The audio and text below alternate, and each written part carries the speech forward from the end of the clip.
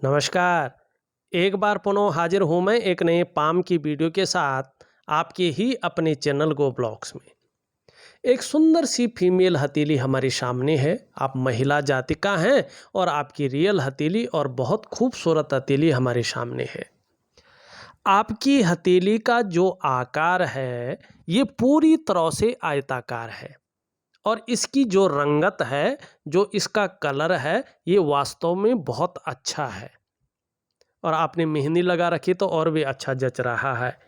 देखिएगा, आपका जो करियर रहने वाला है, जिसमें बोलने से बहुत ज़्यादा काम चलता हो या जिसमें मस्तिष्क कार्य ज़्यादा होता हो, ऐसा करियर, ऐसा कार्य आपके लिए बहुत ज़्यादा सूटेबल रहेगा, तरक्की और उन्नति देने वाला रहेगा और ऐसी चीज़ों में कामयाबी आपको बड़े स्तर की मिलेगी। जिसमें शारीरिक मेहनत की, भागा दौड़ी की बहुत ज़्यादा ज़रूरत होती हो, ऐसा कार्य आपके लिए तरक्की देने वाला नहीं रहेगा और सूटेबल नहीं रहेगा।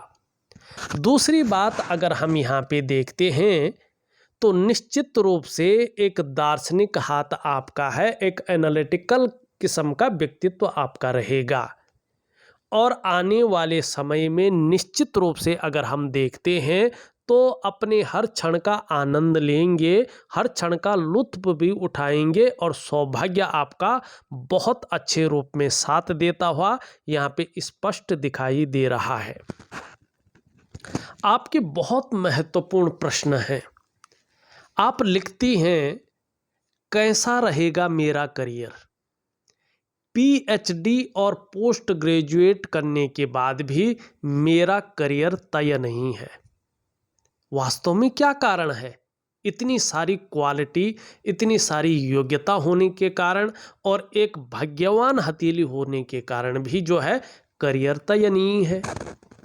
इसका कारण है आपकी करियर और धन की रेखा, सबसे बड़ा कारण है। यहाँ पे अगर आप देखते हैं, ये आपकी करियर और धन की रेखा है जो टूट टूट कर आगे बढ़ती हुई स्पष्ट तरीके से दिखाई दे रही है। अगर ऐसी करियर और धन की रेखा, चाहे वो पुरुष हैं चाहे महिलाएं हैं, और यहाँ पे मैं बता दूं, चाहे आप काम कर रही हो, इंडिपेंडेंट हो या आप गृहिणी हो, आप अपना लेफ्ट हैंड ही देखें। शास्त्रों के अनुसार वही उचित होता है और उसी का जो है परिणाम जीवन में मिलता है। अगर आप पुरुष हैं तो अपना दायां हाथ देखें, राइट हैंड, तो इसमें ज़्यादा फलादेश मिलता है आपको। अगर इस प्रकार की करियर और धन की रेखा हो तो जीवन में करियर और धन के मामले में स्टेबिलिटी नहीं आती है, स्थायित्व नहीं आ पाता है। उतार चढ़ाव बहुत ज़्यादा रहता है, संघर्ष बहुत ज़्यादा रहता है और नौकरी अगर मिल भी जाती है तो मनपसंद नौकरी नहीं मिलती है, योग्यता के अनुसार नहीं मिलती है, काम चलाओ नौकरी मिलती है। उस नौकरी का क्या करना है? देखिएगा, इस प्रकार की करियर और धन की रेखा बहुत ज़्यादा उतार चढ़ाव देती है, व्यक्ति सफल नहीं हो पाता है। ये रीढ़ की हड्डी है, एक समझ लो हमारी जीवन की रीढ़ है ये। तो क्या करना पड़ेगा? देखिएगा, निश्चित रूप से आपको मन लगा करके एक दिव्य योग ध्यान क्रिया है। सुबह आप जब फ्रेश हो जाएंगे, स्नान इत्यादि कर लेंगे और जब पूजा करने बैठ जाएंगी, ठीक है ना, तो 2 मिनट हो या 1 मिनट हो या 5 मिनट हो, खाना खाने से पहले दिव्य योग ध्यान क्रिया करें, साथ में आप पूजा कर सकते हैं। उसके बाद शाम को आपको पूजा जरूर करनी है, शाम का दिया जरूर जलाना है। 10 बजे से पहले का कोई एक समय चुन लें और जब आप आसन पे बैठे, बिना आसन के पूजा न करें, आसन बिछाएं, आसन पे बैठें और भगवान के सामने ही अगर आप 2 मिनट 3 मिनट दिव्य योग ध्यान क्रिया करें तो आपके लिए बेहतरीन होगा। इसके बाद आप महालक्ष्मी की उपासना करेंगे। कितने टाइम तक करना है ये मैं लिख के दे दूंगा, किस प्रकार की उपासना करना है, क्या इसकी विधि है, ये भी मैं लिख के दे दूंगा। दिव्य योग ध्यान क्रिया और महालक्ष्मी की उपासना करने के बाद धीरे धीरे, टाइम तो लगेगा लेकिन धीरे धीरे आपके जीवन में जादुई परिणाम देखने को आपको मिलेंगे। ये रेखा एक समरसता की स्थिति में आएगी और जीवन में धन और करियर के मामले में स्टेबिलिटी लाएगी, और फिर जो आपके अंदर क्वालिटी है, जो आपके अंदर योग्यता है, उसका आपको लाभ मिलेगा।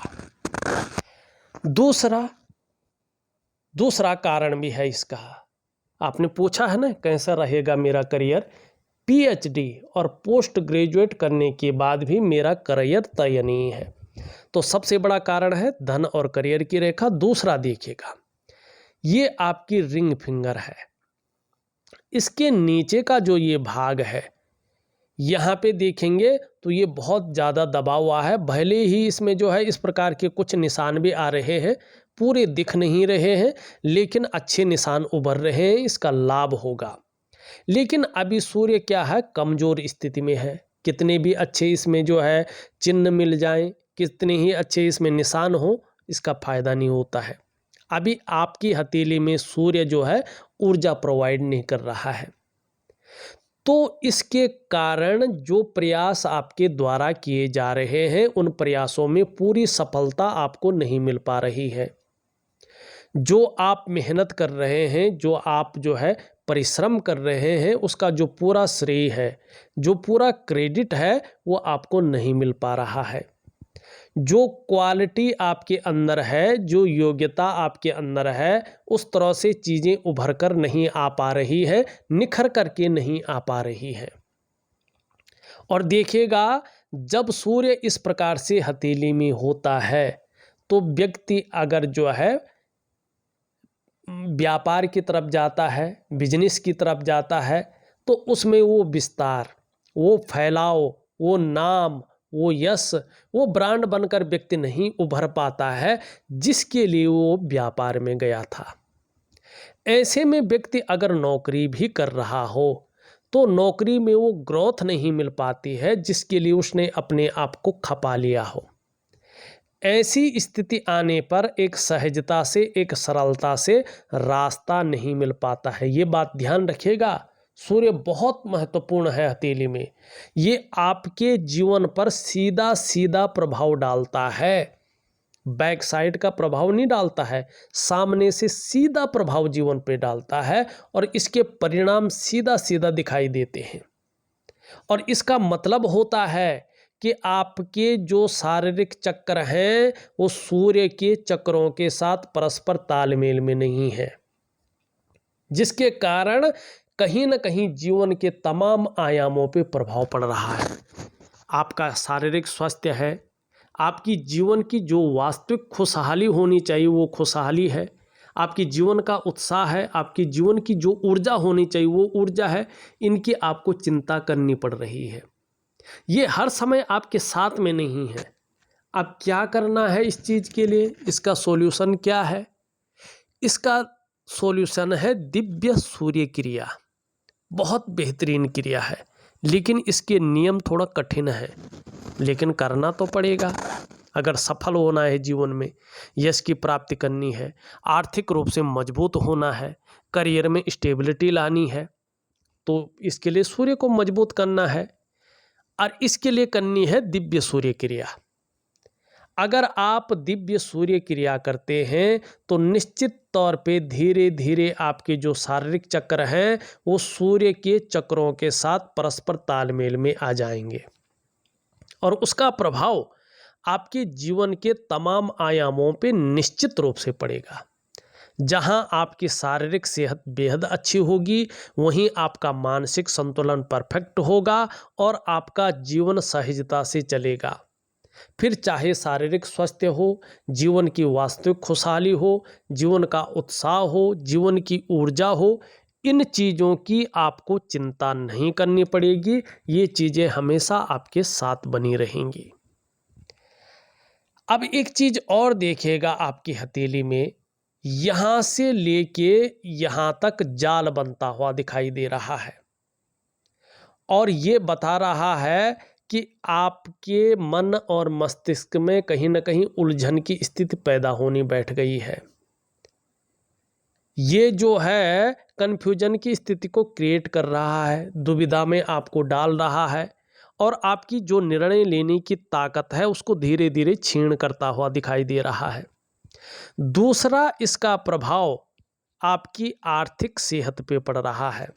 आर्थिक रूप से ये आपको बीमारू बना रहा है, आर्थिक रूप से ये आपको कमज़ोर कर रहा है। तीसरा, इसका जो प्रभाव है वो आपके स्वास्थ्य पर पड़ रहा है, चाहे वो शारीरिक स्वास्थ्य हो चाहे वो मानसिक स्वास्थ्य हो, ये विकार देने की कोशिश कर रहा है। चौथा, इसका प्रभाव आपके रिश्तों पे पड़ रहा है। रिश्तों का जो वास्तविक सुख की प्राप्ति होनी चाहिए थी, इसमें परिस्थितियां ये सामने ला रहा है।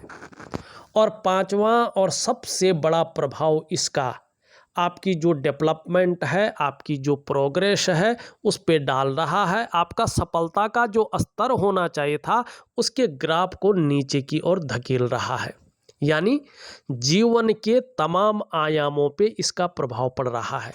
अब इसके लिए क्या करना है? इसके लिए भी करना है, लेकिन ऐसा करना है कि आपको पता भी न लगे और समस्या भी खत्म हो जाए। बहुत ज़्यादा पूजा पाठ या लेना देना या अंगूठे पहनना ये सब चीज़ें नहीं हैं। आपके रूटीन के साथ जो काम चलता है वो ये है बस।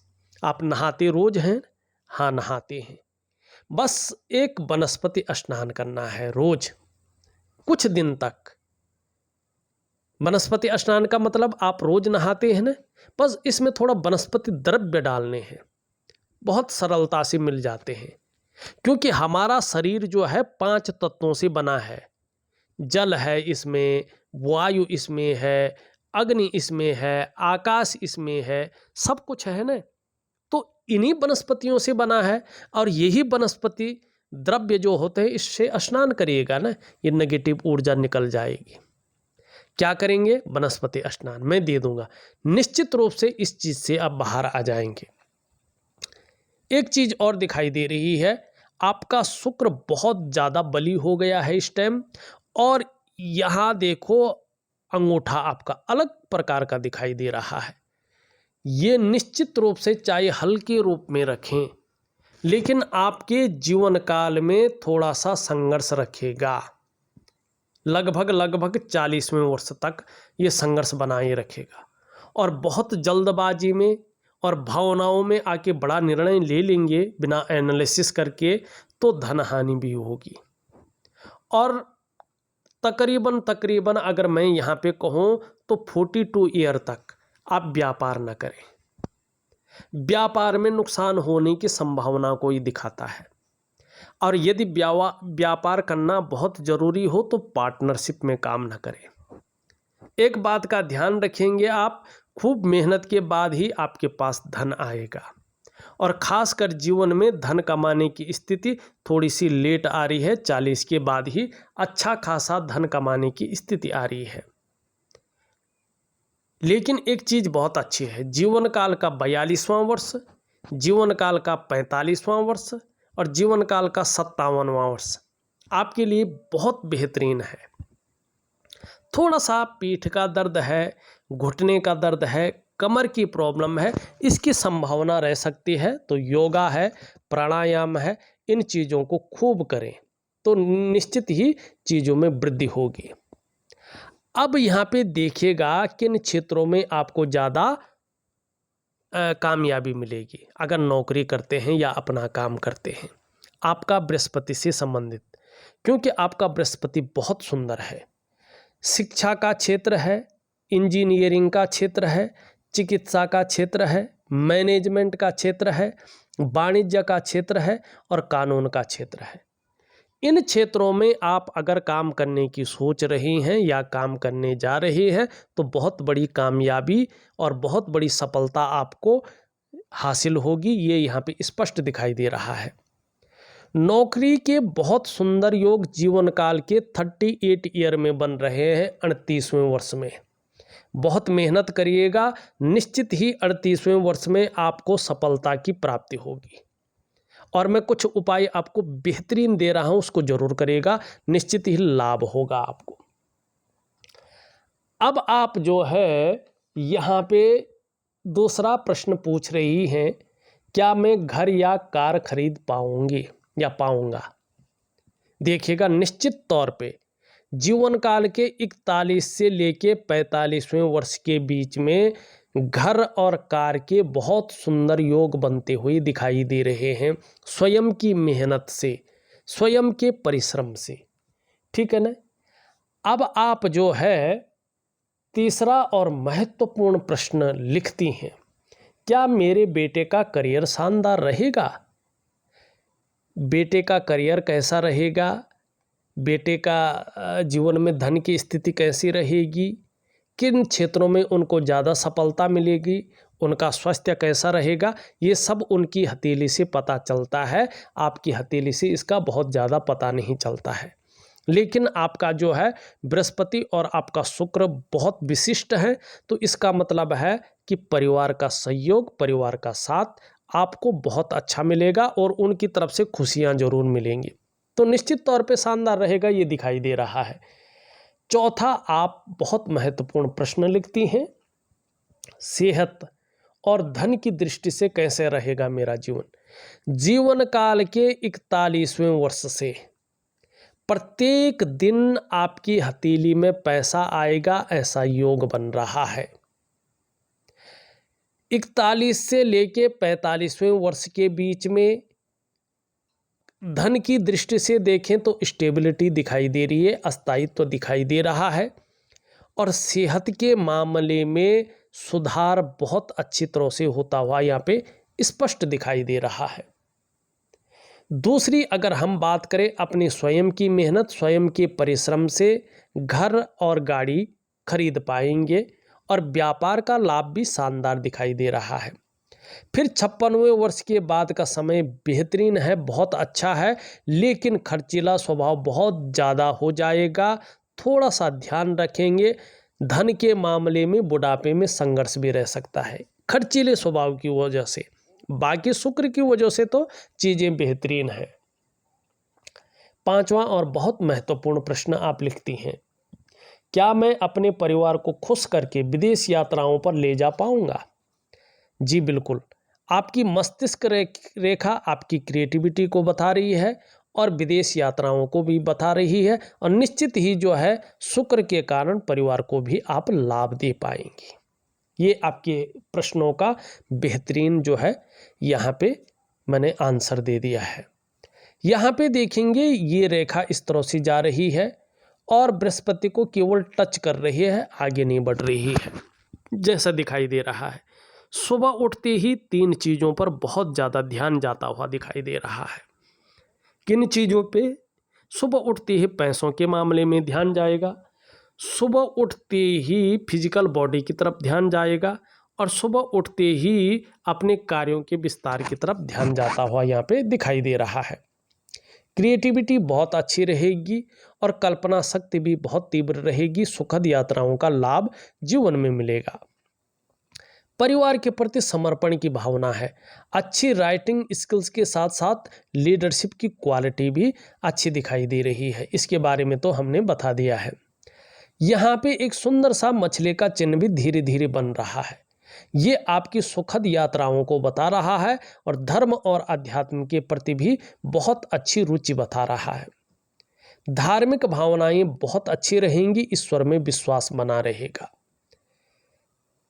अपने कार्य के प्रति जो है समर्पण रहेगा और निश्चित रूप से कायरता जीवन में नहीं आएगी। बुद्धि चातुर्य का लाभ मिलेगा। जो खर्चीला स्वभाव था वो 36वें वर्ष से उसमें विराम लग जाएगा। यश की प्राप्ति के लिए, मान सम्मान की प्राप्ति के लिए, कार्यों के विस्तार के लिए बहुत ज़्यादा ललक बनी रहेगी। एक कुशलता जिसको कहते हैं ना, वो यहाँ पे दिखाई दे रही है और आपके अंदर लीडरशिप की क्वालिटी को दिखा रहा है। धन की ललक बहुत अच्छी रहेगी, लेकिन मनी मैनेजमेंट में थोड़ी कमी दिखाई दे रही है। बुढ़ापे में खर्चीला स्वभाव ज़्यादा रह सकता है, इस पे थोड़ा काबू रखें। शुक्र का पर्वत अति बली है।